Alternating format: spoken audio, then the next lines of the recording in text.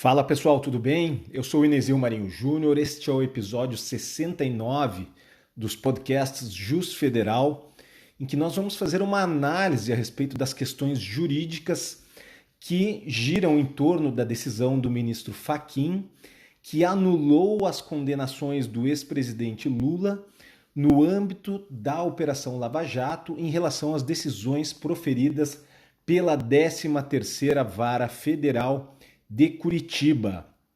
Essa decisão foi uma decisão monocrática, proferida nos embargos de declaração no habeas corpus 193726, que foi um habeas corpus impetrado em face de ato da 5ª turma do STJ, que no agravo regimental, no recurso especial 1.765.139, havia refutado as alegações de incompetência da 13ª Vara Federal de Curitiba.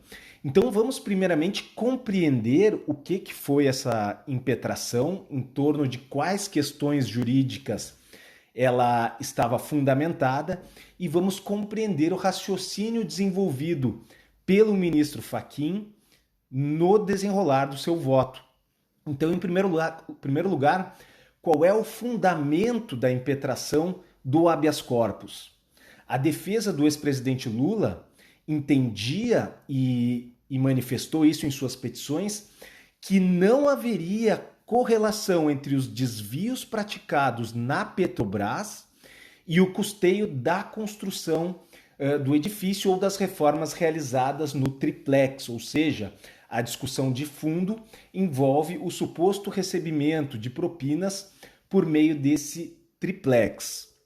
Então, a tese defensiva é que não haveria a correlação entre os desvios praticados na Petrobras, que era o que originava a competência da 13ª Vara Federal de Curitiba, e, portanto, se não haveria correlação entre esses desvios, não haveria conexão, de modo que este processo envolvendo o triplex não deveria ter sido apreciado pelo juízo de Curitiba, que, portanto, seria incompetente para apreciar a questão.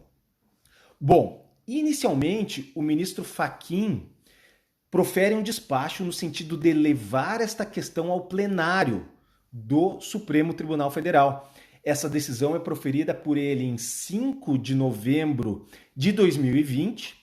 Então, o ministro Fachin inicialmente pretende levar esta questão ao plenário, porém, em 10 de novembro de 2020, ou seja, 5 dias após, a defesa dos impetrantes entra com recurso de embargos de declaração dessa decisão que determinava o envio da questão ao plenário, alegando obscuridade nesta decisão do ministro Fachin, que pretendia levar esta questão ao plenário.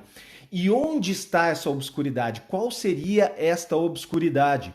Segundo a defesa do presidente Lula, já haveria tese uniformizada no plenário do Supremo Tribunal Federal no sentido de qual seria a extensão da competência da 13ª Vara Federal de Curitiba.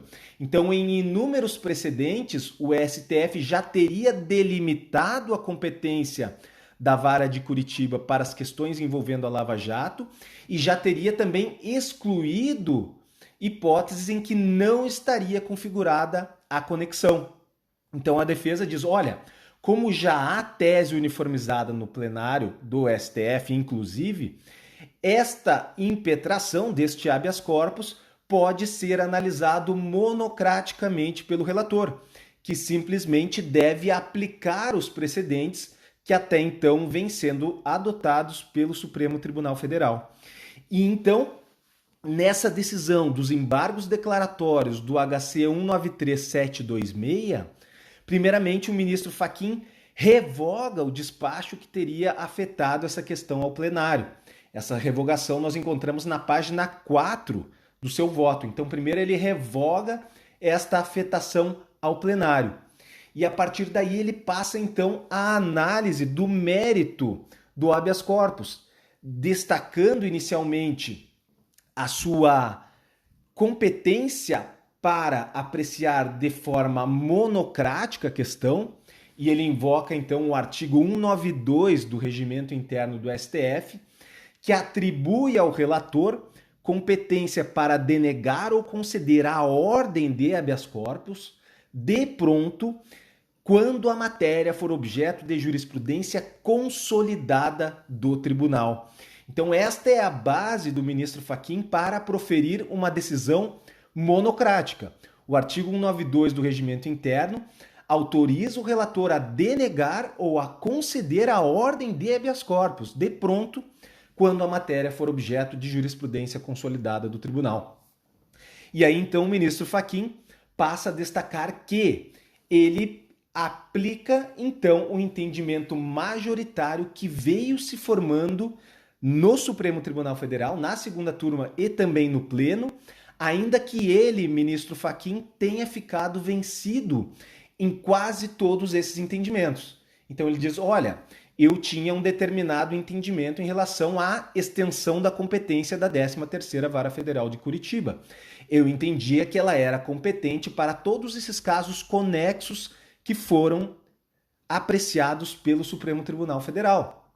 Porém, como o Supremo Tribunal Federal, por meio do seu pleno e por decisões da segunda turma, entendeu em sentido contrário, eu, ainda que vencido em casos anteriores, entendo por aplicar o entendimento majoritário até aqui proferido. E ele, então, passa a resgatar uma série de precedentes do Supremo Tribunal Federal envolvendo os processos relativos à Operação Lava Jato e destacando justamente esta delimitação da extensão da competência da Vara Federal de Curitiba. E ele passa então a destacar que quando avançam as investigações, começa a se perceber que a atuação dos agentes políticos e das empreiteiras não era circunscrita apenas a obras da Petrobras, que foi a origem de todo o esquema envolvendo a Lava Jato. Inicialmente, crimes praticados em detrimento, envolvendo recursos públicos federais, em detrimento da Petrobras. E ele identifica, então, que em diversas decisões foi destacado que não apenas haveria danos à Petrobras, mas também a outros entes públicos. E ele passa, então, a destacar algumas decisões e eu trago aqui as principais delas. No âmbito do inquérito 4130, julgado em 23 de setembro de 2015, o Pleno do Supremo Tribunal Federal, apreciando ilícitos que orbitavam em torno do Ministério do Planejamento, Orçamento e Gestão, envolvendo a participação de uma senadora, destacou que a prevenção da 13ª Vara Federal de Curitiba, no âmbito da Lava Jato, estaria restrita a ilícitos praticados em detrimento da Petrobras. E isso daqui, então, é chave para nós compreendermos esta decisão do ministro Fachin. Esse precedente do inquérito 4130 restringiu a prevenção, ou seja, a remessa dos feitos posteriores e a conexão, tendo por baliza ilícitos praticados em detrimento da Petrobras tão somente. Depois ele invoca o agravo regimental na petição 6863, que foi julgado pela segunda turma e que também tendo por base este entendimento de que a competência da Vara de Curitiba estaria restrita a ilícitos praticados no âmbito da Petrobras, a segunda turma entendeu por declinar da competência de determinados feitos para varas criminais do Recife, para alguma das varas criminais do Recife. Esses casos envolviam crimes praticados em detrimento da refinaria Abreu e Lima, ou seja, não estaria intimamente ligado aos desvios relacionados à Petrobras. Esse entendimento é reproduzido na petição 6727, posteriormente, no âmbito do inquérito 4327 e do inquérito 4483, mais uma vez apreciados pelo Pleno do STF em 2017, se define a cisão dos processos e a competência da seção judiciária do Distrito Federal para apreciar denúncia envolvendo o núcleo político da Lava Jato, envolvendo agentes políticos que estavam ali à oportunidade filiados ao PMDB. E aí limita-se o alcance da conexão instrumental da Vara de Curitiba, mais uma vez restringindo a sua atuação aos casos em que há desvios diretamente relacionados à Petrobras. Mais uma vez, no agravo regimental na petição 8090, uma decisão da segunda turma envolvendo fatos em detrimento da Transpetro, entende que a competência da seção judiciária do Distrito Federal, retirando os feitos da Vara Federal de Curitiba. Então o ministro Fachin faz esse histórico e reitera que todos esses julgados convergiram no sentido de que a competência da 13ª Vara de Curitiba estaria delimitada a crimes praticados direta e exclusivamente em detrimento da Petrobras. Esta é a chave para a compreensão da decisão. E aí o ministro diz que, se o STF vem decidindo dessa forma, é necessário que se garanta respostas análogas a casos análogos, independentemente de partido político, independentemente de posicionamentos políticos. Então, o que pretende o ministro Fachin é estender esses entendimentos que vinham sendo tomados, inclusive pelo Pleno do STF, também aos casos envolvendo o ex-presidente Lula.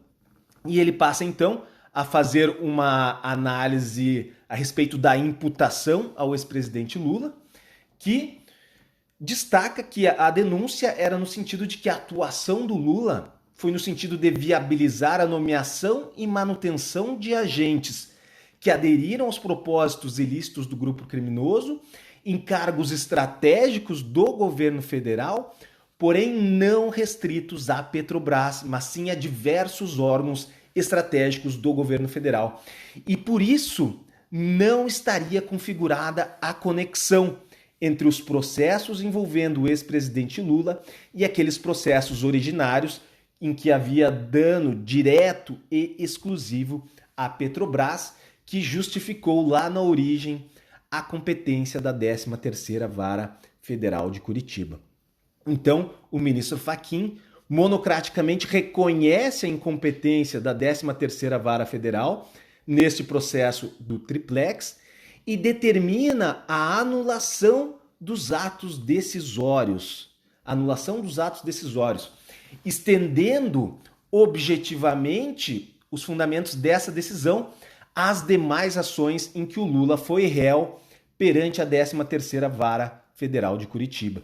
E esta extensão de fundamentos ele faz com base no artigo 654, parágrafo 2º do Código de Processo Penal, determinando então a nulidade dos atos decisórios desses feitos e a remessa dos processos à seção judiciária do Distrito Federal, julgando prejudicados ainda as demais ações e ações de habeas corpus que tramitavam perante o Supremo Tribunal Federal, questionando questões relacionadas a esses processos, inclusive os processos que questionavam a suspeição do então juiz Sérgio Moro.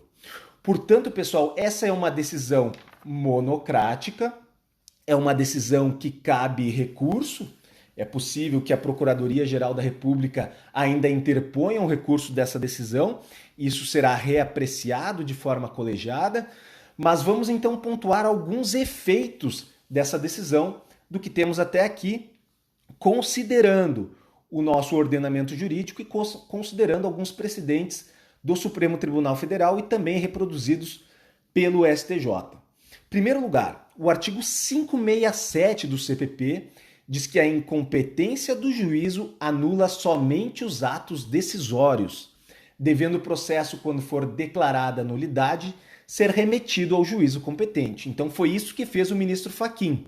Com base no artigo 567, ele determina a anulação dos atos decisórios e a remessa ao juízo competente. E aí vem a pergunta: é possível a ratificação dos atos decisórios e também, lógico, dos atos instrutórios? E aí nós fazemos um resgate da jurisprudência do próprio STF, que em um primeiro momento, lá na década de 90, decisões proferidas em 1995, 1996, o STF entendia que a anulação dos atos decisórios não seria possível, a partir da anulação desses atos decisórios, não seria possível a posterior ratificação pelo juízo competente, sendo ratificáveis apenas atos não decisórios, ou seja, atos instrutórios do processo. E são exemplos deste primeiro momento do entendimento o HC 71278, da relatoria do ministro Nery da Silveira, proferida em 1996, e o RHC 72962, relatoria do ministro Maurício Correia, julgado em outubro de 1995. Bom, a jurisprudência do STF passa por uma evolução nesses anos, e no que nós podemos chamar de um segundo momento, o STF, a partir da decisão proferida pelo Pleno do Tribunal no habeas corpus 83006 em 2003, o STF passa a entender então pela possibilidade de ratificação pelo juízo competente, inclusive de atos decisórios, mesmo em se tratando de incompetência absoluta. E esse é então o entendimento que vem sendo reproduzido pelo Supremo Tribunal Federal em decisões posteriores e também pelo STJ, no sentido de que mesmo em casos de incompetência absoluta, é possível a ratificação de atos decisórios. Portanto, pessoal, quando nós falamos em possibilidade de ratificação de atos decisórios, estamos falando de atos decisórios não meritórios, ou seja, não a sentença. Uma nova sentença deverá ser proferida pelo juízo competente. Porém, são possíveis de ratificação por esse juízo competente decisões que autorizaram a oitiva de testemunhas, decisões que deferiram busca e apreensão ou sequestro de bens, decisões que autorizaram interceptações telefônicas, decisões que decretaram prisão preventiva ou outras medidas cautelares. Ou seja, é possível que se reaproveite a instrução processual já realizada. E, portanto, o juízo a quem foram enviados os autos da Seção Judiciária do Distrito Federal deverá se manifestar a respeito da ratificação dos atos decisórios não meritórios. Outra questão: o recebimento da denúncia por juiz absolutamente incompetente. A jurisprudência é pacífica no sentido de que o recebimento da denúncia por juiz absolutamente incompetente, por ser um ato nulo, não interrompe o prazo prescricional, ou seja, o prazo prescricional segue correndo e é possível, inclusive, que alguns dos fatos já estejam prescritos. Então, somente a ratificação do recebimento da denúncia ou um novo recebimento da denúncia, o que é recomendável por parte do juiz competente, por parte desse juiz da Seção Judiciária do Distrito Federal, é que irá interromper o fluxo do prazo prescricional. Então, este efeito com relação ao recebimento da denúncia, a denúncia recebida pelo juiz considerado incompetente não interrompe o prazo prescricional. A segunda questão diz respeito à sentença proferida pelo juiz competente.